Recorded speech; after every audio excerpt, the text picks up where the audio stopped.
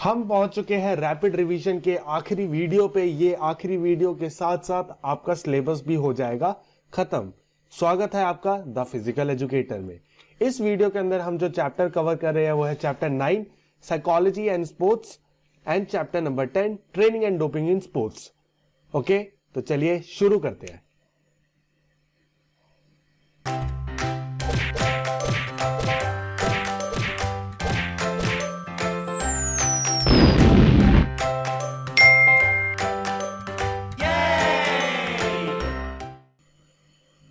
तो शुरू करते हैं अपना सफर चैप्टर नंबर 9 के साथ, जिसका नाम है साइकोलॉजी एंड स्पोर्ट्स। तो सबसे पहले समझते हैं साइकोलॉजी का मतलब। अगर साइकोलॉजी का मतलब समझा जाए तो ये एक एप्लीकेशन है जहां पे साइकोलॉजिकल प्रिंसिपल्स को इस तरीके से पुट किया जाता है कि वो हमारी स्पोर्टिंग एक्टिविटीज और हमारी फिजिकल एक्टिविटीज के लेवल और हमारे स्किल को इंप्रूव करवा सके। अगर मैं इसकी इंपॉर्टेंस के बारे में बताऊं, ये हेल्प करती है हमारी साइकोलॉजिकल कैपेसिटीज बढ़ाने के अंदर। ठीक है, अगर हम ऊंचा सोचेंगे, बड़ा सोचेंगे, तभी हम काबिल बन पाएंगे, बड़े बन पाएंगे। ठीक है, स्पोर्ट्स के अंदर भी अगर हम खुद पे बिलीव करेंगे ना, तभी हम वो अचीव कर पाएंगे। ठीक है, अगर मैं शुरुआत में हार मान लूं कि हाँ नहीं, ये तो बहुत अच्छा खेलता है, मैं इतना अच्छा तो नहीं खेलता, तो मैं कभी जीत ही नहीं सकता उससे। Okay, assist to motor skills, हमें मोटर स्किल्स को सीखने में हमारी हेल्प करेगा। एड करता है हमारा बिहेवियर को अंडरस्टैंड करने में और हेल्प करता है हमारे इमोशंस को कंट्रोल करने में भी, क्योंकि साइकोलॉजिकल चीज ही यही है कि अपनी इमोशंस को किस तरीके से और बेटर तरीके से कंट्रोल किया जा सके। प्रिपेयर करता है एथलीट को साइकोलॉजिकली। अगर एक एथलीट साइकोलॉजिकली स्ट्रांग है तो वो कॉम्पिटिशंस में अच्छी तरीके से पार्टिसिपेट करेगा और अपने साथ रिजल्ट्स को भी लेके आएगा। ठीक है, support emotional needs of sports person.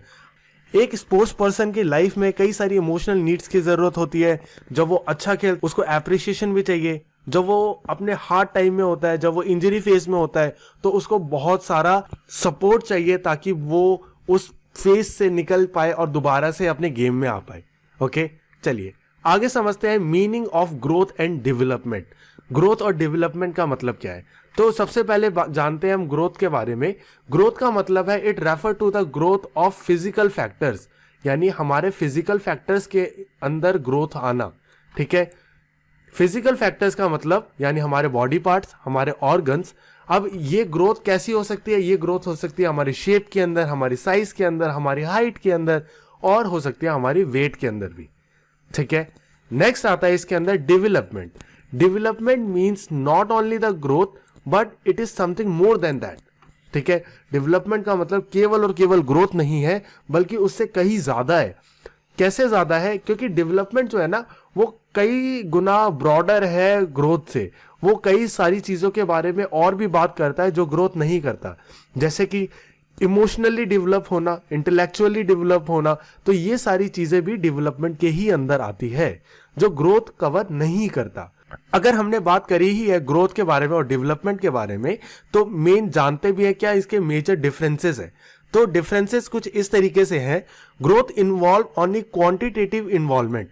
जिस भी चीजों को हम क्वांटिटी में मेजर कर पाए, हम उसी के बारे में देखेंगे ग्रोथ में। जैसे कि मैंने बोला हाइट बढ़ी है मेरी, तो कितने सेंटीमीटर्स बढ़ी है मैं मेजर कर सकता हूँ। वेट बढ़ा, कितना सेंटीमीटर्स बढ़ा मैं मेजर कर सकता हूँ। ओके, लेकिन डेवलपमेंट के अंदर क्वांटिटेटिव के साथ साथ क्वालिटेटिव इन्वॉल्वमेंट भी है। ओके, ग्रोथ जो है वो मैच्योरेशन के टाइम पे खत्म हो जाती है, जबकि डेवलपमेंट कभी खत्म नहीं होगी। तुम्हारे लाइफ के एंड तक तुम डेवलप होगे।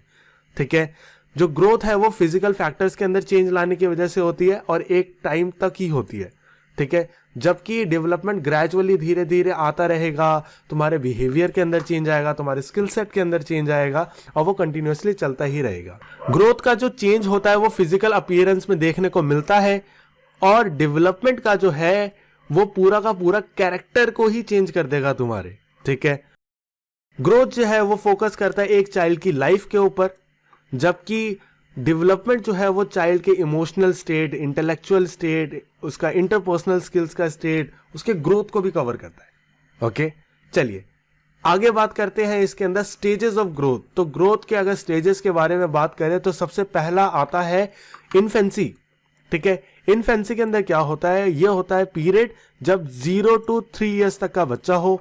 फिर आता है हमारा चाइल्डहुड, जब 3 ईयर्स से टिल 13 ईयर्स, और एडोलसेंस जब वो बड़ा हो जाता है, अपने टीनेज में आ जाता है और 19 तक रहता है। ओके, चलिए सबसे पहले हम बात करते हैं अपने इन्फेंसी स्टेट की। इन्फेंसी स्टेट एक ऐसा स्टेट है जो कि शुरुआत जैसे ही बच्चा ने बर्थ लिया वहीं से शुरू हो जाता है और उसके 2 साल खत्म होने तक, यानी उसके 3 साल के होने तक ये चलता है। इस टाइम पीरियड पे वो कई सारी बेसिक स्किल्स को सीखेगा, जैसे चीजों को पकड़ना, अपनी मेमोरी पावर को इंप्रूव करना, थिंकिंग एबिलिटी बढ़ाना, सिंपल कॉन्वर्जेशंस को सीखना, और यहां पे उसका माइंड बहुत ही ज्यादा क्यूरियोसिटी से भरा होगा। ठीक है, कोई कंट्रोल नहीं होता इन्फेंसी स्टेट में बच्चों का अपने इमोशंस पे, वो कभी भी हंसने लग जाते हैं, कभी भी रोने लग जाते हैं। ठीक है, उनका जो बिहेवियर है कि एक चाइल्ड का बिहेवियर जो है वो डिपेंड करता है उनकी इमेजिनेशन कैसी है। ठीक है, अगर चाइल्ड जो है वो खुश रह रहा है तो वो इमेजिन अच्छी अच्छी चीजें कर रहा है। ओके, यहाँ पे इन्फेंसी स्टेट में वो बहुत बेसिक स्किल सीखेगा, जैसे walking, running, jumping, catching, throwing etcetera. Social sentiment जैसे सेल्फ लव वाली फीलिंग इनके अंदर बहुत ज्यादा स्ट्रांग होती है। नेक्स्ट आता है इसके अंदर चाइल्डहुड स्टेट। चाइल्डहुड स्टेट क्या है? From year 3rd to end of the 12th year. ठीक है, तीसरे साल की शुरुआत से 12वें साल के अंत तक, यानी 13 ईयर्स के एज तक, यहाँ पे बहुत सारे चेंज आने वाले हैं। जो कि अगर स्टेजेस में बात करी जाए, सबसे पहले बात आती है इसके अंदर कंट्रोल ऑन मसल्स। यहाँ पे बच्चा जो होता है ना बहुत ज्यादा कंट्रोल डेवलप करेगा अपनी मसल्स पे, क्योंकि वो प्रिसाइज मूवमेंट करना स्टार्ट कर देगा। ठीक है, रैपिड डेवलपमेंट ड्यूरिंग फर्स्ट 3, जब 3 से 6 साल तक का होगा, वो जो पहले 3 साल है उसके अंदर बहुत तेजी से ग्रो करेगा वो। ठीक है, उसका न्यूरो मस्कुलर कोऑर्डिनेशन, यानी अब वो अच्छे सिग्नल्स भेज पाता है अपने मस्कुलर सिस्टम के पास, जिससे उसके मसल जो है वो अच्छे तरीके से रिएक्ट करते हैं। कंसंट्रेशन पावर बढ़ना, मेमोरी पावर बढ़ना, लॉजिक आना। ठीक है, अब मेन चीज यहाँ पे एक नई आई है कि उसको लॉजिकल थिंकिंग आएगी। ठीक है, डिसीजन मेकिंग करना सीखेगा, अपने इमोशंस पे इन्फेंसी से ज्यादा कंट्रोल आ जाएगा, और यहाँ पे बच्चा बिहेव करना सीखता है, जो कि बहुत इंपॉर्टेंट है। ओके, इसी के साथ साथ इसी स्टेज के अंदर उसका कुछ डेवलपमेंट होता है सोशल क्वालिटीज के अंदर भी, जहां पे वो एडजस्टमेंट वाले बिहेवियर और सोसाइटी में कैसे अपनी जगह बनानी है और सोसाइटी को भी समझने की कोशिश करता है। ओके, साथ ही साथ इसी स्टेज के अंदर जो बच्चा होता है वो बहुत ही ज्यादा करेजियस होते हैं, इमेजिनेटिव होते हैं, क्योंकि स्टोरी सुनाते हैं, आज ये हो गया, आज वो हो गया। ठीक है, ब्लाइंडली फॉलो कर देते हैं किसी भी पर्सन को जिसको वो एडमायर करते हैं। अगर उनको कोई पसंद है तो उसके पीछे अंधाधुंध पागल रहेंगे। ठीक है, और यहाँ पे उनकी मोटर स्किल जो होती है वो सबसे ग्रोथ के पीक पे होती है। ओके, अगला जो स्टेज आता है वो हमारे पास आता है एडोलसेंस का, जहां पे बच्चे हो चुके हैं बड़े। ये स्टार्ट होता है 13 ईयर्स के शुरुआत से 19 ईयर्स के एंड तक। ठीक है, यानी जो तुम्हारा टीनेज है, इस पीरियड के अंदर आप सभी लोग होंगे। ओके, इस पीरियड के अंदर जो है बच्चा डेवलप करता है अपनी physical characteristics, mental characteristics, emotional characteristics, social characteristics और अपनी मोटर कैरेक्टरिस्टिक्स। बारी बारी से हम सबके बारे में बात करेंगे। सबसे पहला आता है इसके अंदर फिजिकल कैरेक्टरिस्टिक्स। एडोलसेंस के पीरियड में बच्चे के अंदर बहुत सारे चेंजेस आने वाले हैं। ठीक है, जो कि अभी तक उन्होंने नहीं देखे थे। उनके डेवलपमेंट होने वाला है इंटरनली और एक्सटर्नली सेक्सुअल ऑर्गन्स का। उनके जो सेक्सुअल ऑर्गन्स है वो इंटरनली भी डेवलप होंगे और वो केपेबल हो पाएंगे रिप्रोडक्शन के, और एक्सटर्नली भी उनके साइज वगैरह इंक्रीज होना, ये सब भी होगा। लड़कियों के साथ क्या होता है, उनकी जो आवाज है वो हो जाती है सॉफ्ट, स्वीट और लाइट, जबकि लड़कों की बॉडी के ऊपर बहुत सारे हेयर ग्रो होने वाले हैं। ठीक है, हाइट का बढ़ना, वेट का बढ़ना, मसल्स का बढ़ना, ये सारे फिजिकल चेंजेस जो है वो आते हैं हमारे एडोलसेंस के ही पीरियड में।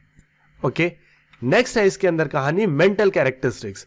मेंटली भी डेवलप होता है एक चाइल्ड बहुत ही ज्यादा एडोलसेंस के पीरियड में। जैसे जैसे एक बच्चा फिजिकली डेवलप होता है उसी के साथ साथ वो मेंटली भी उतना ही डेवलप होता है।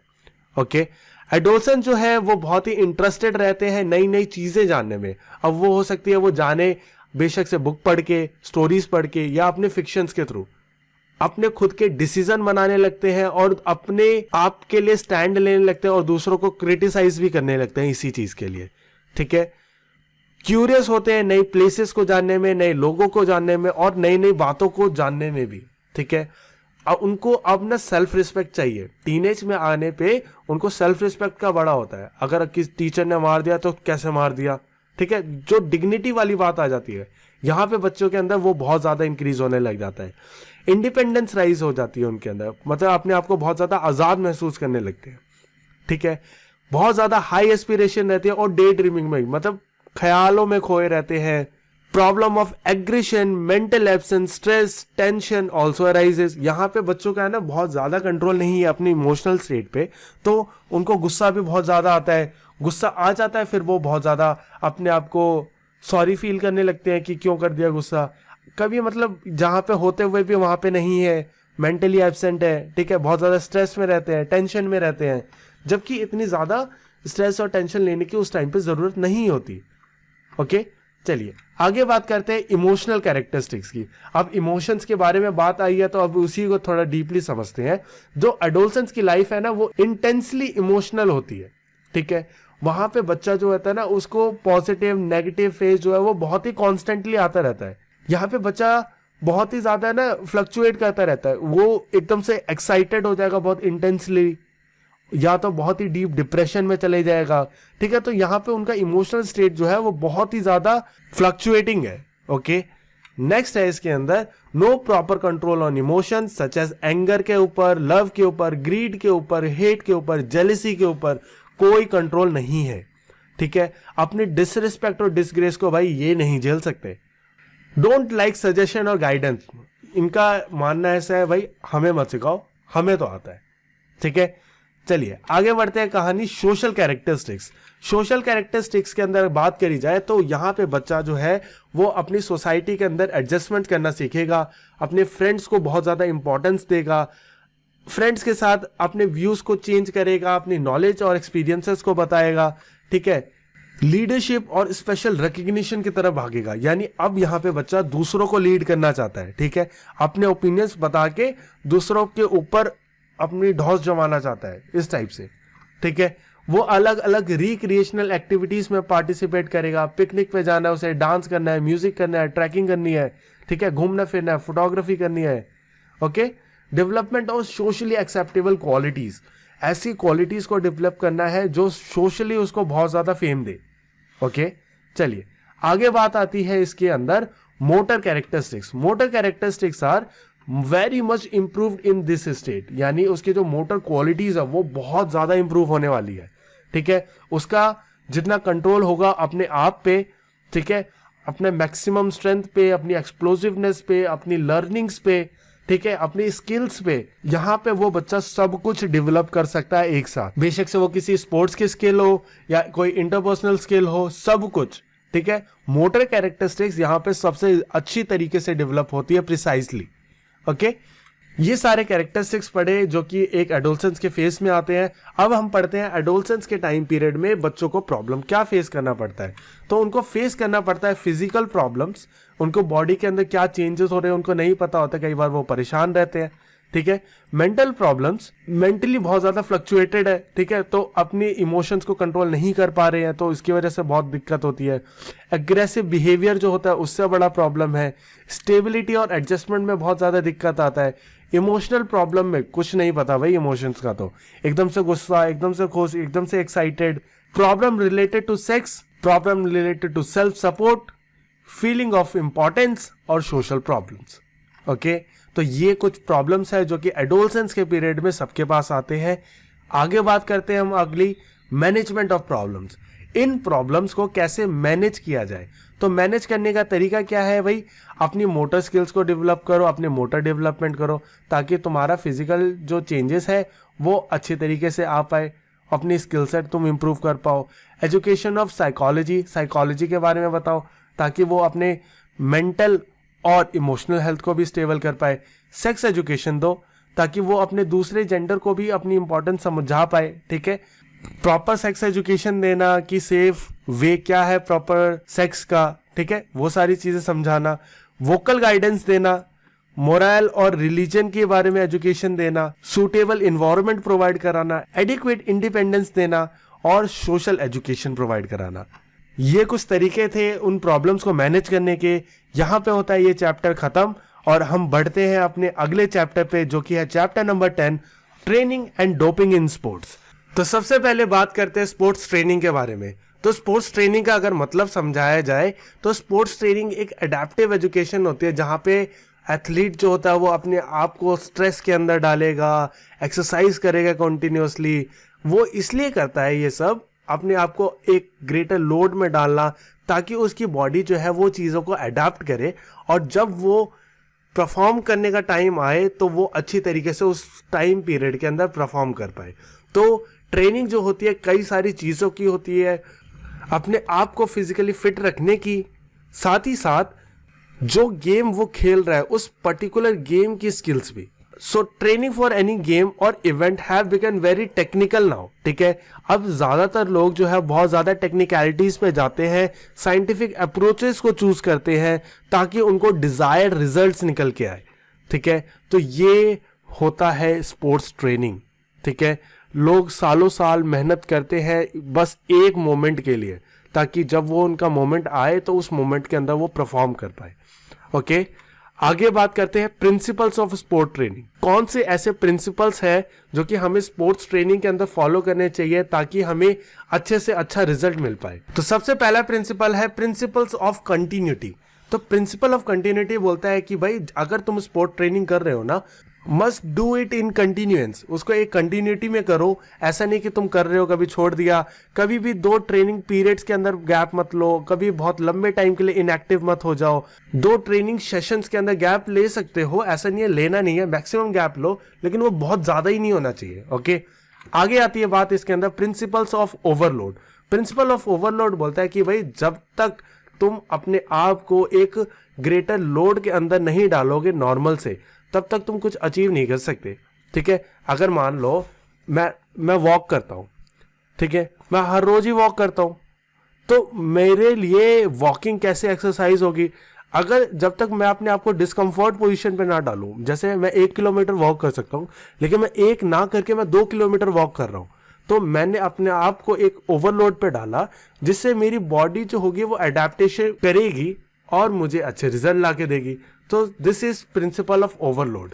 यहाँ पे जो ट्रेनिंग वॉल्यूम है वो धीरे धीरे बढ़ानी चाहिए, ठीक है, और लोड जो है वो बहुत एकदम से नहीं बढ़ाना और ना ही एकदम से घटाना है। ओके, आगे बात आती है प्रिंसिपल ऑफ इंडिविजुअल डिफरेंसेस। हमेशा एक कोच को यह समझना चाहिए कि every athlete is different. Her athlete के कुछ अच्छे और कुछ बुरे पॉइंट होंगे, जो उनके बुरे पॉइंट है उस पर वर्क करवाना, अच्छे पॉइंट को और फाइन करवाना, ये काम है एक अच्छे कोच। नेक्स्ट आता है इसके अंदर principle of general and specific preparations. हमें एक एथलीट को दोनों ही चीजों के लिए तैयार करना है। जितना उसकी जनरल प्रिपरेशंस होनी चाहिए उतना ही स्पेसिफिक उस पर्टिकुलर गेम के लिए भी वो उतना ही इंपॉर्टेंट होगा, ठीक है। यहाँ पे जनरल प्रिपरेशंस के बारे में बात करी जाए तो वो आता है फंक्शनल कैपेसिटी ऑफ बॉडी को इंक्रीज करना, उसके ऑर्गन को बहुत ज़्यादा इंप्रूव करना, ताकि वो अच्छी तरीके से रिकवर कर पाए और बेटरली परफॉर्म कर पाए। लेकिन जब स्पेसिफिक परफॉर्मेंस के बारे में बात आती है तो यहाँ पे प्रिपरेशन जो होती है वो होती है थोड़ी अलग टाइप की, और जो गेम उसका मेन है, ठीक है, वो उसी में स्किल सेट को अपने इंप्रूव करेगा, ठीक है। नेक्स्ट है principle of progression. Principle of progression बोलता है कि ओवरलोड जो है वो बहुत ज्यादा एकदम से मत बढ़ाओ, ओवरलोड जो है वो ग्रेजुअली इंक्रीज होना चाहिए, ठीक है। एक प्रॉपर रेस्ट लो, एक प्रॉपर रिकवरी टाइम लो, और अपनी अगर इंजरीज हो रखी है तो उसको भी आराम दो। ओके, आगे आता है प्रिंसिपल ऑफ स्पेसिफिसिटी। स्पेसिफिसिटी बोलता है अगर तुम एक पर्टिकुलर पार्ट के डेवलप कर रहे हो तो वो पर्टिकुलर पार्ट ही डेवलप होगा। अगर तुम बाइसेप की एक्सरसाइज करोगे तो बाइसेप ही बड़ा होगा ना, तुम्हारे लेग्स तो बड़े नहीं होने लग जाएंगे, ठीक है। तो स्पेसिफिसिटी बोलता है अगर तुम एक पर्टिकुलर स्किल को या अपनी पर्टिकुलर थिंग को बढ़ाना चाहते हो तो उसी पर्टिकुलर चीज के लिए खुद को ट्रेन भी करो। ओके, नेक्स्ट है इसके अंदर principle of active involvement. Principle of active involvement बोलता है कि performance depend on the mutual effort of the athlete and coach. जब तक एथलीट अपना जोर डाल रहा है और कोच नहीं डाल रहा तब भी कोई फायदा नहीं है।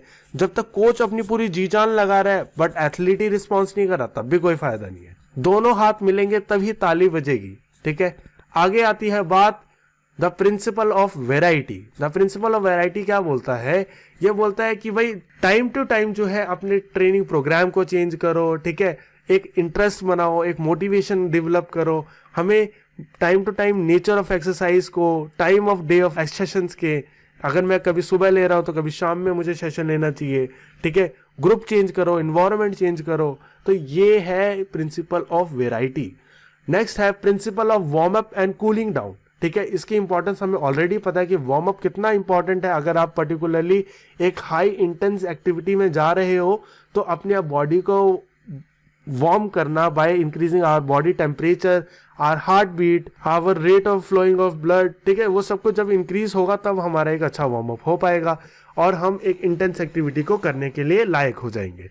जबकि कूल डाउन बताता है कि एक इंटेंस एक्टिविटी के बाद अपने बॉडी टेम्परेचर को कम करना, हार्ट बीट को कम करना, ब्लड फ्लो को कम करना, ठीक है, जो कि हमें हेल्प करता है हमारे वर्किंग मसल को वापस से शांत करने में, ठीक है। आगे आती है कहानी principle of rest and recovery, ठीक है। यानी हमें हमेशा इस बात पे फोकस नहीं करना कि हमने कितनी ट्रेनिंग करी, जबकि हमें उसी बात पे भी इतना फोकस करना है कि हम रिकवर कितना अच्छा कर रहे हैं। अगर मैं आज ही ऑलरेडी थका हुआ हूं तो अगले सेशंस के लिए मैं ऑलरेडी तैयार नहीं हूं, ठीक है। इस स्टेट में हमारी बॉडी जो है वो डीजेनरेट करना स्टार्ट कर देती है अगर हम प्रॉपर रिकवर ना करें, ओके। नेक्स्ट आती है इसके अंदर कहानी the principle of ensuring result. हाँ, रिजल्ट की कभी कोई गारंटी नहीं होती, लेकिन अगर आपका एम अच्छा है और आप कंटिन्यूस मेहनत कर रहे हो तो रिजल्ट से कोई तुम्हें दूर भी नहीं कर सकता। नेक्स्ट है इसके अंदर प्रिंसिपल ऑफ साइक्लिसिटी। साइक्लिसिटी का प्रिंसिपल बोलता है कि जो ट्रेनिंग प्रोग्राम है ना उसका एक पर्टिकुलर साइकिल होना चाहिए, ठीक है। वो मैक्रो साइकिल हो सकता है, मेसो साइकिल हो सकता है, माइक्रो साइकिल हो सकता है। माइक्रो साइकिल जो होता है वो होता है 3 to 12 मंथ्स का, जो मेसो साइकिल होता है वो 3 to 6 वीक्स का, और माइक्रो साइकिल जो होता है वो होता है 3 to 10 डेज का। यहाँ पे होते हैं प्रिंसिपल्स ऑफ स्पोर्ट ट्रेनिंग खत्म। नेक्स्ट आती है कहानी इसके अंदर meaning of warming up. Warming up का मतलब हमें जनरली सबको पता ही है अब तक, तो ये एक शॉर्ट टर्म की एक्टिविटी होती है जो कि हम एक इंटेंस एक्टिविटी से पहले करते हैं। इसका काम है हमारी बॉडी को फिजिकली, मेंटली और साइकोलॉजिकली प्रिपेयर करना ताकि हम एक इंटेंस एक्टिविटी कर पाए। अब ये जो वार्म अप है होते हैं 2 टाइप के, एक होता है पैसिव वार्म अप और एक होता है एक्टिव वार्म अप्स। तो बात करते हैं हम सबसे पहले इन दोनों के मतलब की। अगर मैं बताऊं पैसिव वार्म अप का मतलब, इसका मतलब है कि अपने बॉडी टेम्परेचर को बढ़ाना विदाउट एनी फिजिकल एक्टिविटी। मैं बिना करे अपने बॉडी टेम्परेचर को बढ़ा सकता हूं। अब क्या करोगे भाई ऐसा? ज्यादा कपड़े पहन के, ठीक है, मसाजेस लेके, हॉट वाटर बाथ लेके, स्टीम बाथ लेके, और भी बहुत सारे तरीके हैं। It's beneficial because no energy consumption in the warm up, ठीक है। जनरली क्या होता है, हम ज्यादा अगर एक्टिव वार्म अप करते हैं तो हमारी बॉडी पहले ही थक जाती है। जब हम अपने मेन एक्टिविटी में जाएंगे तब तक के लिए हमारे पास एनर्जी नहीं बचेगी। जबकि एक्टिव वार्म अप जो होता है वो होता है कि भाई थोड़ी थोड़ी फिजिकल एक्टिविटी करो, बहुत इंटेंस नहीं करना, हल्के हल्के करो और अपना बॉडी टेम्परेचर को इंक्रीज करो, ठीक है। यहाँ पे एग्जाम्पल हो सकता है जॉगिंग करना, स्ट्रेचिंग करना, जंपिंग करना, ठीक है। ये एग्जाम्पल है एक्टिव वार्म अप्स के। जो एक्टिव वार्म अप होता है ना वो होता है 2 टाइप का।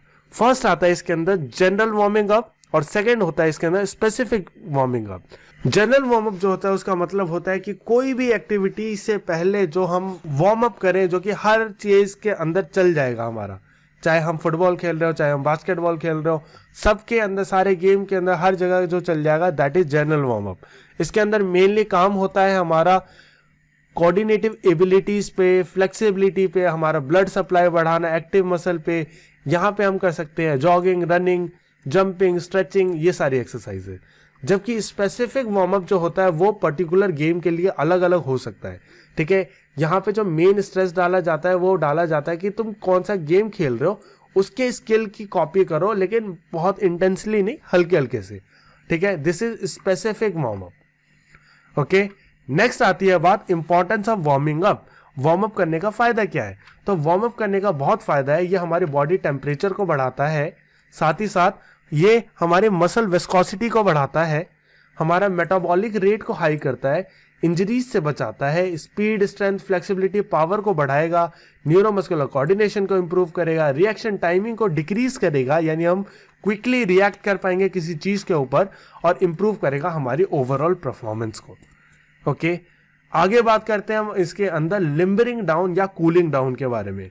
लिम्बरिंग डाउन का मतलब है अपनी बॉडी को धीरे धीरे वापस से रेस्टिंग स्टेट पे लाना आफ्टर एन इंटेंस एक्टिविटी। ठीक है, यहाँ पे हमारी बॉडी टेम्परेचर को कम करना, हार्ट रेट को कम करना, ब्लड सप्लाई को कम करना, एक्टिव मसल से हटा के उनको वापस से वाइटल ऑर्गन्स तक पहुंचाना। ठीक है, हमारा जो ब्लड सप्लाई होता है वो एक्टिव मसल पे बहुत ज़्यादा हो जाता है जब हम कोई इंटेंस फिजिकल एक्टिविटी करते हैं, तो वहां से ब्लड फ्लो को हटा के वापस से वाइट ऑर्गन्स तक पहुंचाना, ये काम है लिम्बरिंग डाउन का। ठीक है, हमेशा लिम्बरिंग डाउन करते टाइम हमें कुछ मेजर मसल्स को स्ट्रेच करना ही चाहिए, जो कि है हमारी हैमस्ट्रिंग, हमारी पेक्टोरलिस मेजर यानी हमारी चेस्ट की मसल, ट्राइसेप और डेल्टॉइड। ट्राइसेप का पता ही है हमें, डेल्टॉइड होते हैं हमारे शोल्डर, क्वाड्रिसेप्स यानी हमारे थाई के आगे वाली मसल। ओके, नेक्स्ट आता है इसके अंदर importance of limbering down.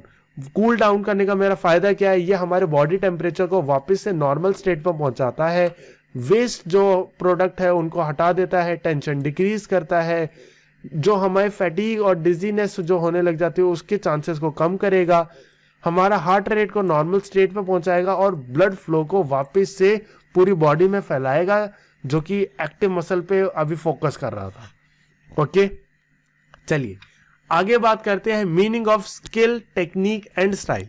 Skill का मतलब होता है ये एक ऐसी एलिमेंट होती है जहां पे एक परफॉर्मर कुछ परफॉर्म करेगा लेकिन उसको ना ज्यादा एफर्ट डालने की जरूरत नहीं पड़ेगी। ठीक है, अगर मैं एक टाइकोंडो एथलीट हूं ना, तो मैं एक किक मारूंगा जिसमें मुझे ना के बराबर मेहनत करनी पड़ेगी, जबकि वही सेम किक मारने में आपको बहुत मेहनत करनी पड़ेगी। This is skill. Okay, next है इसके अंदर टेक्निक। टेक्निक का मतलब है कि भाई बेसिक मूवमेंट करना जिसके अंदर साइंटिफिक प्रिंसिपल इन्वॉल्व हो। ठीक है, यानी ऐसा कुछ करूं जिससे मेरा इफेक्टिवनेस जो होगा वो सबसे ज्यादा हाई होगा और एफर्ट कम से कम हो। ठीक है, उसके बाद है स्टाइल। स्टाइल का मतलब है कि मैं किस तरीके से काम करता हूं, this is my style. Okay, तो ये तीनों चीजें थी, स्किल, टेक्निक एंड स्टाइल। यहां पे होता है ये पार्ट खत्म और नेक्स्ट आती है पार्ट डोपिंग पे। तो समझते हैं concept of doping. Concept of doping यही सिंपल सा है कि भाई उन सब्सटेंसेस को, उन मेथड्स का यूज मत करो जिससे तुम्हें कोई भी अनफेयर एडवांटेज होगा जो कि दूसरे एथलीट्स को नहीं हो सकता। अब इस डोपिंग के जाल से एथलीट्स को बचाने के लिए, ताकि वो अपनी लाइफ को डेंजर में ना डालें और उन डेंजरस सब्सटेंसेस का यूज ना करें, उसके लिए एंटी डोपिंग एजेंसीज है जो कि एक फेयर कंपटीशन को बनाए रखने में हेल्प करती है। ठीक है, हम जानते हैं कौन से ऐसे रूल्स हैं जो कि डिसअलाउ कर रखे हैं। तो कोई भी अगर प्रोहिबिटेड सब्सटेंस आपके ब्लड में मिला या आपके पास मिला या कोई भी ऐसी मेथड का पता चला तो आपको कर दिया जाएगा डिस्क्वालीफाई।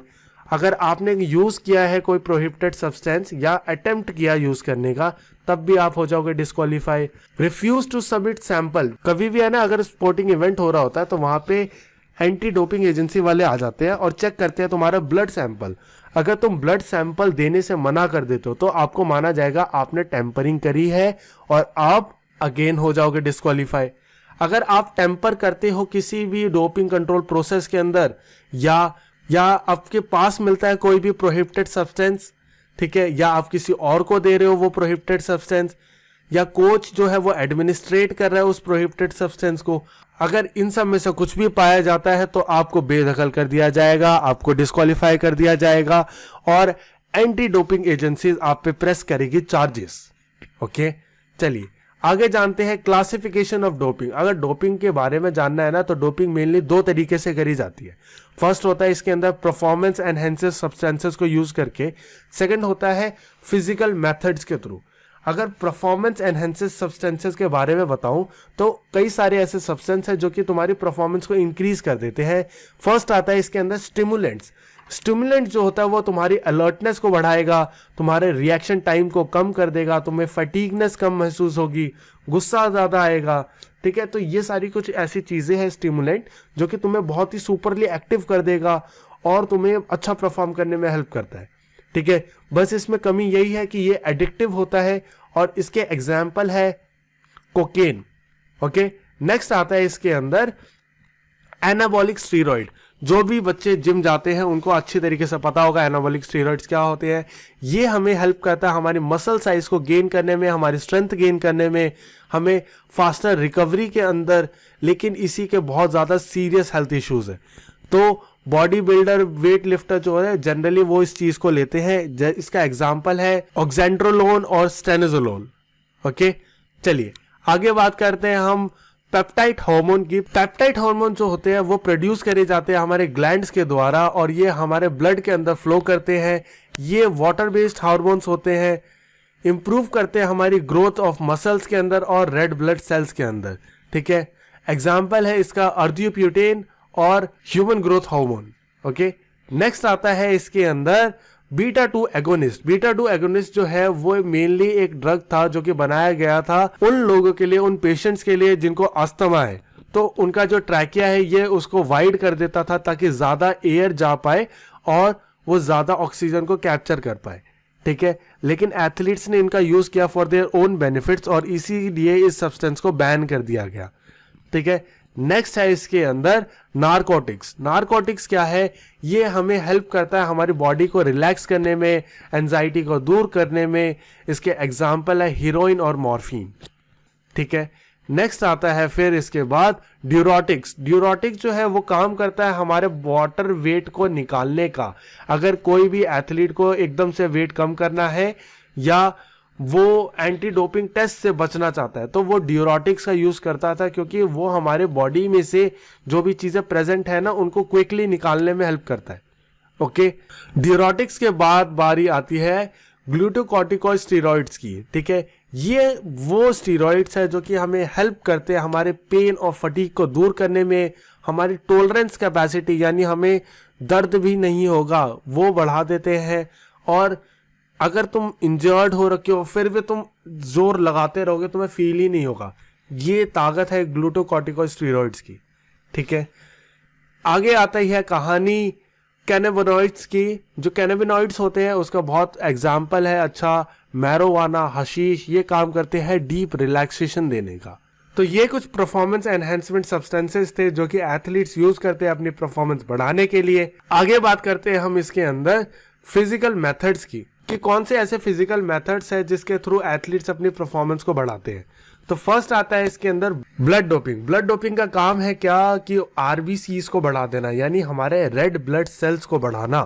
ठीक है, अगर रेड ब्लड सेल्स हमारी बॉडी के अंदर ज्यादा होंगे तो वो ज्यादा ऑक्सीजन कैरी करके ले जा पाएंगे हमारी वर्किंग मसल्स के पास, जिससे एथलीट की एरोबिक कैपेसिटी यानी उसका जो एंड्योरेंस वाला काम है वो बहुत ज्यादा इंप्रूव हो जाएगा। ब्लड डोपिंग करने के दो तरीके होते हैं। जो फर्स्ट है वो है इसके अंदर ऑटोलोगस ब्लड डोपिंग, जहां पे एक पर्सन, एक एथलीट अपना खुद का ब्लड निकालता है, उसको डोप करता है और उसको रेफ्रिजरेट करके रख देता है। जैसे ही उसका कंपटीशन आने वाला होता है उससे कुछ टाइम पहले वो 2 यूनिट ब्लड वापस से अपनी बॉडी के अंदर इंजेक्ट कर देता है। This is called autologous blood doping. दूसरा जो है वो है होमोलोगस ब्लड डोपिंग। यहाँ पे वो अपना ब्लड ना निकाल के यही काम, सेम काम किसी और पर्सन को हायर करता है जो कि सेम ब्लड टाइप का होगा और उसी से ये काम करवाता है। ठीक है, इससे होगा क्या, हमारे रेड ब्लड सेल बढ़ेंगे, हमारी ऑक्सीजन की जो कैरिंग कैपेसिटी है वो बढ़ जाएगी, जिससे हमारा एंड्योरेंस भी है वो भी बहुत ज़्यादा इंप्रूव हो जाएगा। ओके, नेक्स्ट आता है इसके अंदर जीन डोपिंग। जीन डोपिंग जो है वो हाइपोथेटिकल है, रियल टाइम में आज तक ऐसा कुछ नहीं हुआ है। यहाँ पे हमें माना जाता है कि हम कुछ ऐसा कर देंगे जिससे हमारे सेल्स और जीन्स जो है वो प्रॉपरली चेंज हो जाएंगे, जिससे हमारी रिकवरी बढ़ जाएगी, रिपेयर अच्छा होगा, हमारे मसल्स, टेंडन्स, लिगामेंट्स, हमारा रिएक्शन टाइम इंप्रूव हो जाएगा, हमारी स्ट्रेंथ हो जाएगी, हमारे अंदर पावर आ जाएगी, यानी सब कुछ ही हो जाएगा। ओके, चलिए आगे बात करते हैं हम prohibited substances and their methods, यानी कौन से ऐसे प्रोहिबिटेड सब्सटेंसेस है और कौन उनको प्रोहिबिट कर रहा है। तो हमारे पास 2 एजेंसीज है, जो कि फर्स्ट है वर्ल्ड एंटी डोपिंग एजेंसी जो कि है वाडा। ठीक है, ये काम करती है मेंटेन करने का, अपडेट करने का बैन सब्सटेंसेस वर्ल्ड वाइड के फॉर्म में। ठीक है, जो नाडा है यानी नेशनल एंटी डोपिंग एजेंसी, वो ऑप्ट करती है जो भी इम्प्लीमेंटेशन आता है वाडा की तरफ से। ओके, जो भी रूल्स रेगुलेशन वाडा बनाएगा उसको मानने का काम है हमारे नाडा का, यानी नेशनल एंटी डोपिंग एजेंसी का। ओके, तो हमने जो भी बैंड सब्सटेंसेस और मेथड्स के बारे में पढ़ा, उनके हार्मफुल इफेक्ट बहुत ज़्यादा है, जिनकी वजह से ये जो वाडा और नाडा है वो इन पे रिस्ट्रिक्शंस लगा, कड़ी निगरानी रखती है। तो इसके जो साइड इफेक्ट्स है वो है कुछ इस टाइप के। जो फर्स्ट है इसके अंदर एनाबॉलिक स्टीरॉइड्स, उसके जो साइड इफेक्ट है वो है हमारे कार्डियोवास्कुलर सिस्टम पे कि वो इंक्रीज कर देता हमारा ब्लड प्रेशर, वो डिक्रीज कर देगा हमारा हाई डेंसिटी लिपोप्रोटीन जो कि गुड कोलेस्ट्रॉल होता है, और वो हमें हार्ट अटैक लाने के चांसेस बढ़ा देता है। साथ ही साथ एनाबॉलिक स्टीरॉइड्स के कुछ एंडोक्राइनिकल इफेक्ट्स भी है कि ये हमारे सेक्सुअल डिजायर को बहुत ज़्यादा बढ़ा देता है, हमें एग्रेसिव कर देता है, ट्यूमर का खतरा बहुत ज़्यादा बढ़ जाता है, कैंसर, जॉन्डिस जैसी दिक्कतें होने लगती है।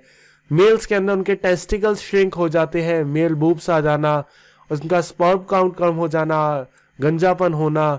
फीमेल जो होती है वो एक्सेसिव हेयर उग जाना पूरी बॉडी पे, उनके भी दाढ़ी मूछें आने लगती है। एनलार्जमेंट ऑफ क्लिटोरिस, यानी जो उनकी क्लिट है उसका साइज बड़ा होने लग जाता है। तो बहुत सारी दिक्कतें हो जाती है, ठीक है। इसी के साथ साथ कुछ और भी दिक्कतें हैं जो कि साइकोलॉजिकल इफेक्ट्स, मूड स्विंग होना, एग्रेशन आना, डिप्रेशन आना, खुद पे डिपेंडेंसी कम हो जाना, ज्यादा डिपेंडेंट रहना एनाबॉलिक के ऊपर ही। तो ये सारे कुछ बहुत मेजर और सीवियर साइड इफेक्ट्स है, जिसकी वजह से वर्ल्ड एंटी डोपिंग एजेंसी ने इसको बैन किया, और जो हमारी नाडा है उसने इसको नेशनली इम्प्लीमेंट भी करवाया। ओके, नेक्स्ट आता है इसके अंदर पेप्टाइड हार्मोन, ठीक है। पेप्टाइड हार्मोन जो होते हैं वो बहुत ही ज़्यादा खतरनाक होते हैं, जिसका एग्जांपल है अर्द्योप्यूटेन। ये करता है क्या, हमारी ब्लड वेस्कोसिटी को बढ़ा देता है, हमारा हार्ट रिस्क और हार्ट अटैक के चांसेस बहुत ज़्यादा सीवियर हो जाते हैं, ठीक है। ऑस्टियोपोरोसिस और कैटरेक्ट जैसी दिक्कतों को हमें फेस करना पड़ता है।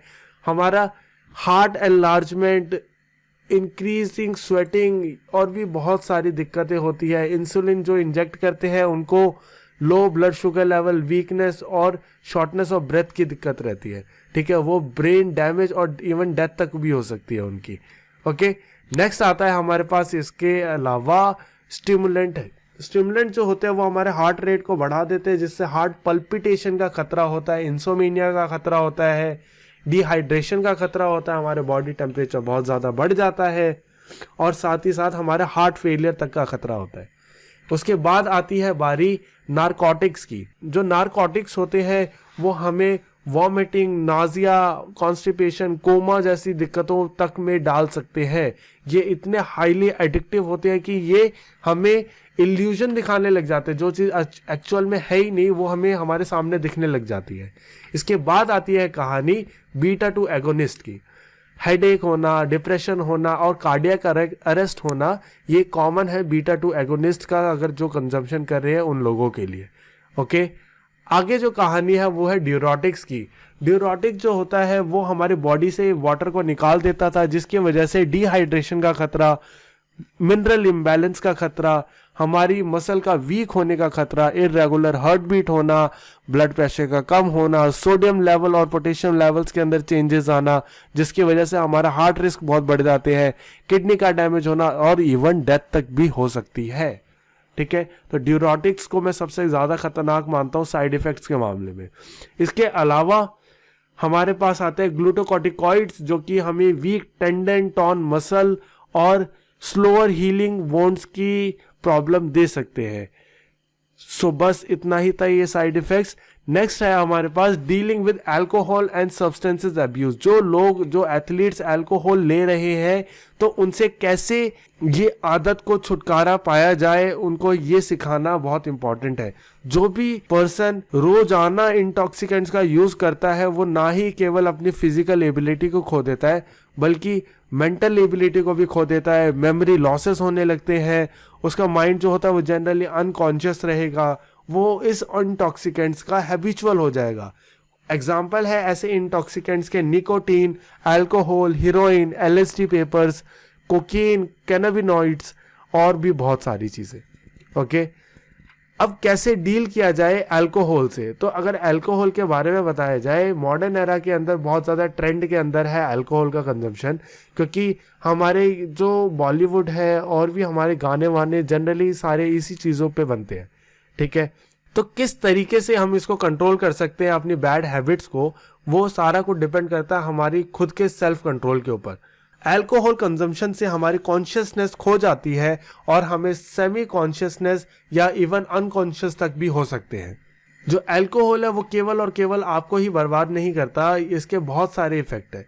ठीक है, अगर इफेक्ट करूं मैं, जो अल्कोहल कंज्यूम कर रहे हैं उन्हीं के लिए, तो उनकी हेल्थ का खराब होना, यानी उनके नर्वस सिस्टम पे इफेक्ट आना, क्योंकि उनको इल्यूजन्स को देखने लगते हैं, उनके डाइजेस्टिव सिस्टम खराब होता है, उनका मस्कुलर सिस्टम खराब होता है, एक्सक्रीटरी सिस्टम खराब होता है, तो कोई ऐसा पार्ट नहीं है जो कि तुम्हारा बचेगा।